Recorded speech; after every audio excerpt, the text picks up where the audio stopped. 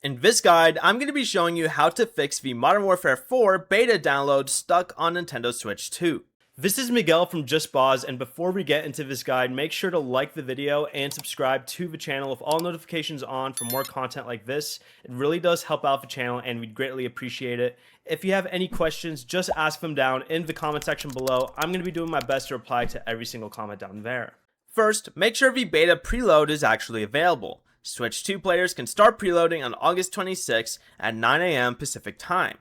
But if a download is started but is stuck, what you can do is go to System Settings, go down to Internet, then select Test Connection to make sure your connection is actually working.